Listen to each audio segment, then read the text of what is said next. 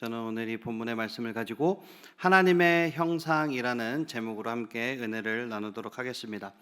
지난주 우리는 창조 사건을 보면서 하나님께서 하나님의 이야기를 어떻게 시작하셨는지 살펴보았습니다. 하나님은 창조가 이루어지던 첫 3일 동안 공간을 만들었어요. 혼돈 가운데서 경계를 나누시고 구분하시고 정리해서 하늘과 땅과 바다를 3일 동안 만드셨습니다. 그리고 그 이후 3일 동안에는 그 안에 들어갈 모든 물질을 만드셨어요. 해와 달과 별과 온갖 채소와 나무와 풀과 갖가지 생물들로 하늘과 땅과 바다를 충만하게 하셨습니다. 그럼 이야기가 여기서 이제 끝나는 것이냐? 이제 그렇지는 아니겠죠. 그렇지는 않겠죠. 아니겠죠가 아니라 않겠죠. 네. 그럼 뭐가 남았을까요? 사람을 창조하십니다. 사람이 남아 있어요. 하나님께서는 이전과 다른 독특한 방식으로 마지막 피조물인 사람을 만드셨어요. 하나님은 자신의 형상, 곧 하나님의 형상대로 사람을 창조했습니다. 이 창조의 역사 속으로 오늘 한 번 더 들어가 보도록 하겠습니다. 우리 첫 번째 키워드 한번 큰 목소리로 읽어보도록 하겠습니다. 시작! 하나님의 형상이라면 사랑하는 태도가 다르다. 아멘. 하나님의 형상대로 창조되었다라는 것은 대부분의 사람들은 이제 우리의 생김새처럼 하나님이 생기셨을 거라고 그런 의미로 많이 받아들일 수 있어요. 그러니까 하나님도 우리처럼 두 팔이 있으시고 두 다리가 있으시고 얼굴이 있으시고 이목구비가 있는 것처럼요. 하지만 하나님이니까 우리보다 조금 더 크고 우리보다 조금 더 강하다고 생각할 수도 있죠. 하지만 성경은 하나님을 뭐라고 표현합니까? 영이라고 표현합니다. 그러므로 하나님의 형상이라는 것은 신체적인 특징이 아니라는 거예요. 그럼 하나님의 형상이 무슨 뜻이냐, 무슨 의미냐라고 했을 때 하나님은 아담과 하와에게 바다의 물고기와 하늘의 새와 땅의 모든 생물을 어떻게 하라고 하셨죠? 네, 그렇죠. 우리가 인간이 땅에 충만하고 생육하고 번성해서 다스리고 충만하고 다스리라고 했어요. 그리고 땅을 정복하라고 했습니다. 이 말은 하나님이 하늘과 땅을 창조하심으로써 하신 그 모든 일을 우리도 할 수 있다라는 거예요. 그렇게 해서 하나님의 형상으로 우리가 살아가라고 하시는 것입니다. 하나님께서 세상을 별과 식물들과 이런 생명체들로 채우셨듯이 우리도 열매 맺고 번식하고 땅을 생명으로 채우도록 부름받은 것입니다.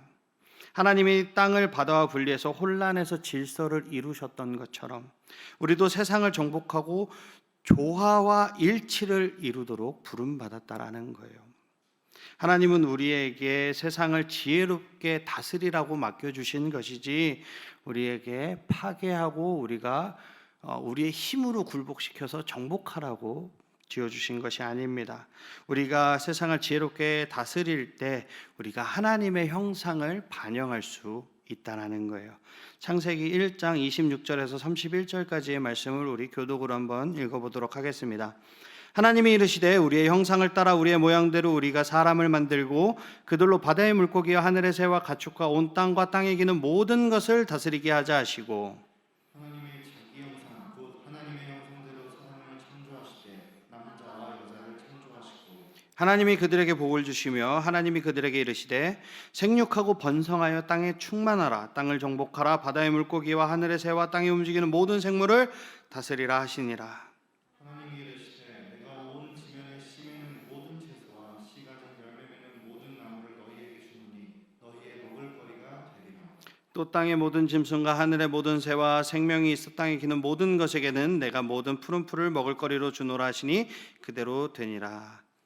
하나님이 지으신 그 모든 것을 보시니 보시기에 심히 좋았더라. 저녁이 되고 아침이 되니 이는 여섯째 날이니라. 아멘. 하나님은 만물의 통치자가 되십니다. 믿으십니까? 아멘. 하나님의 형상을 지닌 우리도 세상을 지혜롭게 다스려야 하는 줄 믿습니다. 근데 안타까운 점이 하나 있어요. 그것이 무엇일까요? 바로 우리에게 죄가 들어왔다라는 거예요.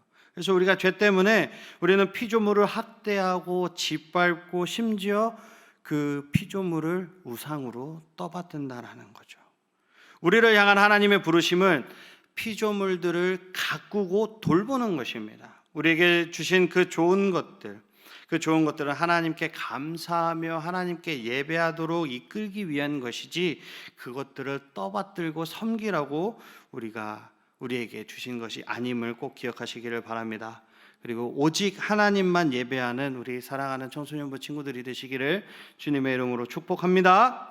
아멘. 우리 두 번째 키워드 한번 보도록 하겠습니다. 두 번째 키워드 큰 목소리로 읽어볼까요? 시작. 하나님의 형상이라면 관계를 이루는 모습이 다르다. 아멘. 우리는 세상을 지혜롭게 다스리는 것뿐만 아니라 우리의 관계, 즉 하나님과 그리고 하나님뿐만 아니라 우리의 모든 이웃들, 우리 서로의 관계 가운데서도 하나님의 형상을 드러내야 해요.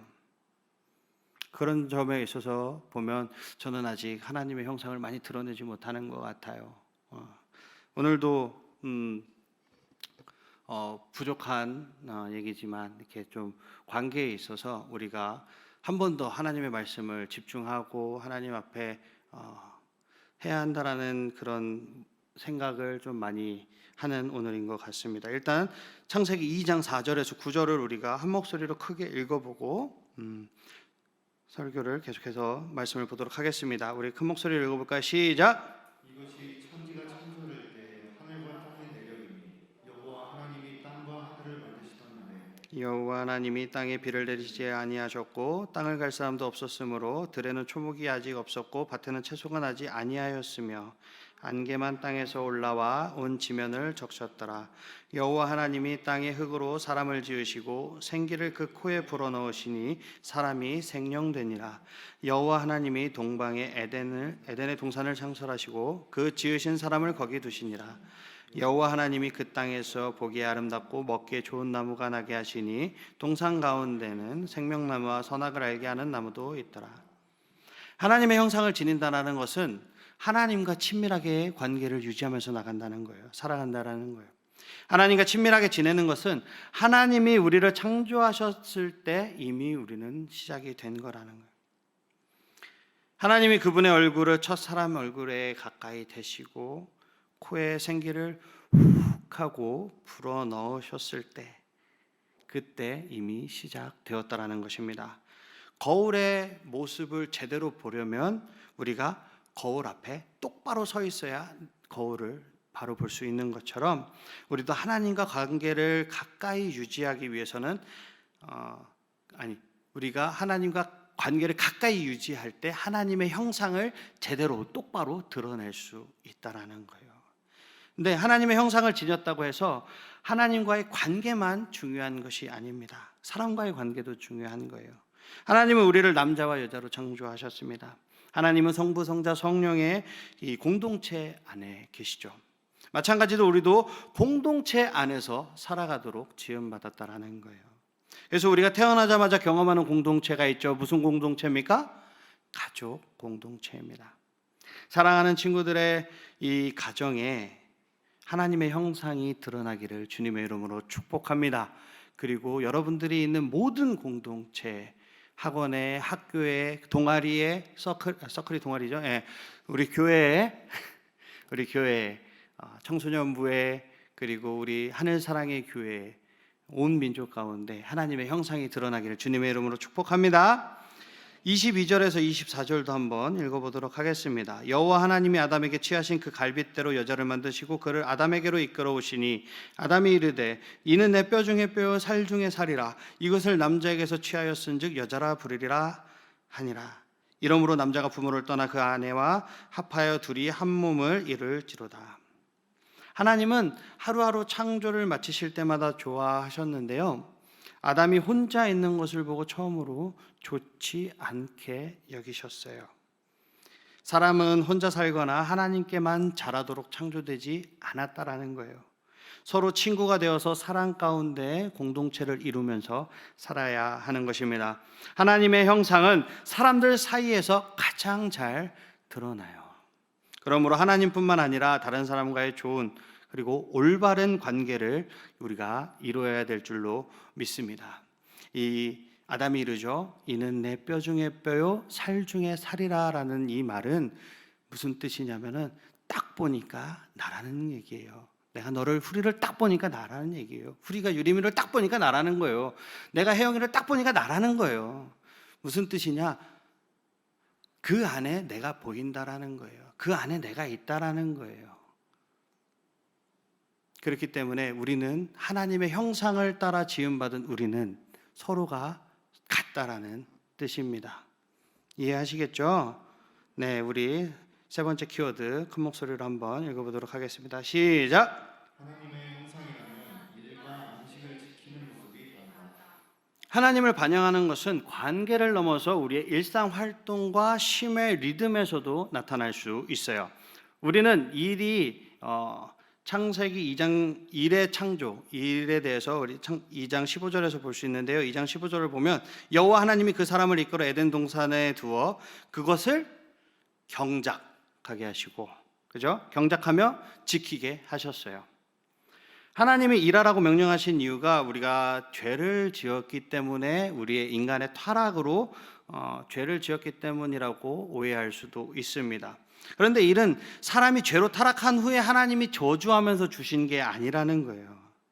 죄 때문에 우리가 힘겹게 수고는 해야 하지만 원래 일이라는 게 성취감을 주고 하나님의 형상을 드러낼 기회를 주시기 위해서 하나님께서 친히 계획하신 것이라는 거예요. 일은 타락의 결과로 오지 않았다는 거죠. 일은 단순히 우리가 돈을 벌려고 하는 것이 아니라 하나님의 형상을 드러내며 하나님을 반영하는 것이라는 거예요. 그런데 일만 하나님을 반영하는 것이 아니라 우리의 쉼도 하나님을 반영한다라는 거예요. 왜냐하면 하나님께서 우리에게 쉬라고 명령하셨기 때문입니다. 우리 이번에는 조금 앞으로 와서 1절에서 3절을 큰 목소리로 한번 읽어볼까요? 시작! 천지와 만물이 다 이루어지니라. 하나님이 그가 하시던 일을 일곱째 날에 마치시니 그가 하시던 모든 일을 그치고 일곱째 날에 뭐 하시니라? 아니, 제가 자막을 안 드렸나요? 왜 안 드렸죠? 예. 자, 제가 읽어드릴게요.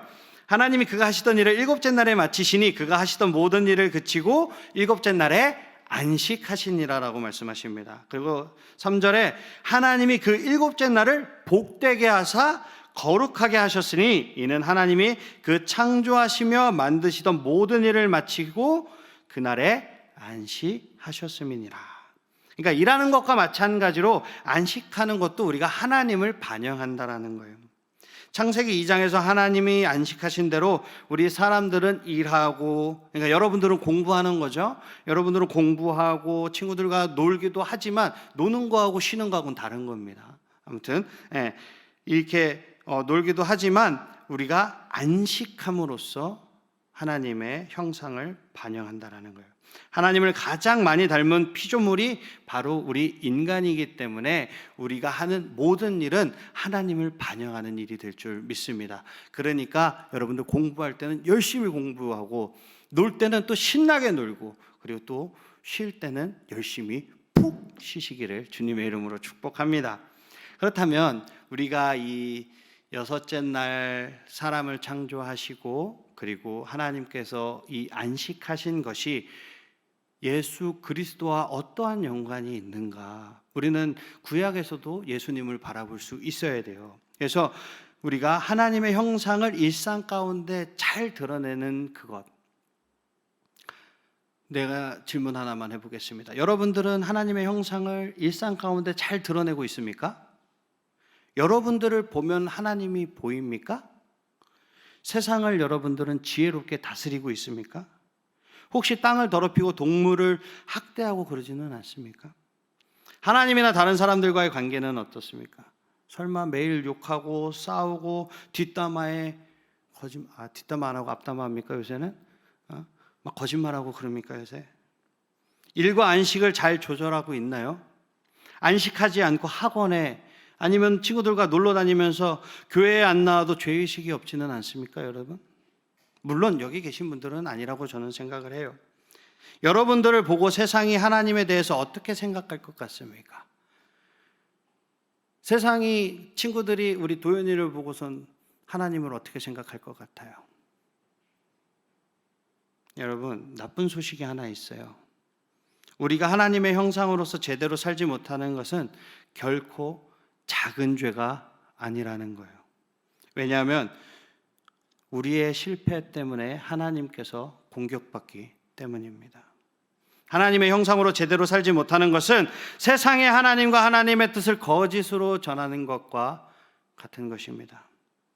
그런데 영광스럽고 좋은 소식이 하나 더 있습니다. 보이지 않는 하나님의 참 형상이신 예수님께서 우리에게 오셨다는 것입니다. 예수님은 세상을 지혜롭게 다스리시며 만물을 능력으로 붙들고 있는 유일한 분인 줄 믿습니다. 모든 피조물은 예수님의 재림을 간절히 기다리고 있어요. 하나님과 완전한 관계를 맺고 계시고 다른 사람들과도 완전한 관계를 맺고 있는 이 예수님만이 우리의 깨어진 관계를 회복시켜 줄 수 있을 줄 믿습니다. 예수님은 하나님과 얼굴과 얼굴로 만나는 분이에요. 그뿐만 아니라 예수님의 얼굴이 곧 하나님의 얼굴입니다.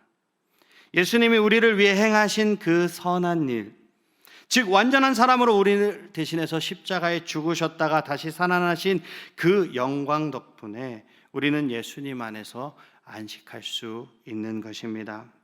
구원받으려고 더 이상 애쓰지 않고 주님이 이루신 일 안에서 안식을 누리는 사랑하는 우리 청소년부 친구들이 되시기를 주님의 이름으로 축복합니다.